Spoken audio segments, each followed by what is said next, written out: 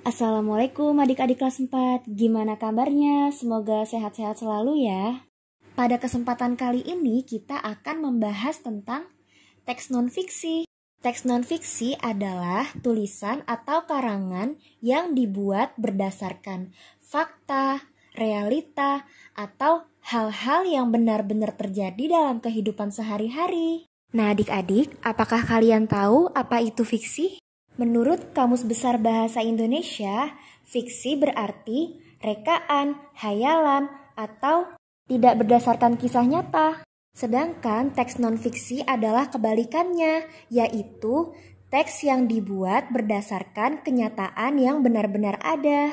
Realita tanpa unsur mengada-ada. Membandingkan teks non-fiksi berarti mencari persamaan atau perbedaan pada teks tersebut. Cara membandingkan dua teks non-fiksi yang pertama yaitu melihat gagasan pokok dan informasi yang disampaikan. Kedua, membaca kedua teks secara menyeluruh dan berulang-ulang. Dan ketiga, membaca berulang untuk mencari persamaan dan perbedaan pada teks tersebut. Nah, sekarang coba kita bandingkan kedua teks berikut ini ya. Teks pertama, Kerajaan Kutai adalah kerajaan Hindu tertua di Indonesia yang berdiri pada abad keempat Masehi di dekat Sungai Mahakam, Kalimantan Timur.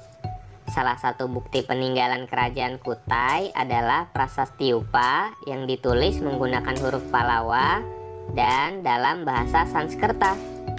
Teks kedua, Kerajaan Samudra Pasai merupakan kerajaan Islam pertama di Indonesia yang berdiri pada abad ke-13 Masehi di Aceh. Peninggalan kerajaan tersebut antara lain berupa Hikayat Raja Pasai, Lonceng Cakradonia, dan Makam Sultan Malik As-Saleh. Nah, dengan mencermati kedua teks tersebut, kita dapat mengetahui persamaan dan perbedaan yang terdapat pada keduanya. Adapun persamaan pada kedua teks tersebut yaitu kedua teks sama-sama membahas tentang kerajaan di Indonesia. Kedua teks juga membahas tentang tahun berdirinya kerajaan serta peninggalan kerajaan.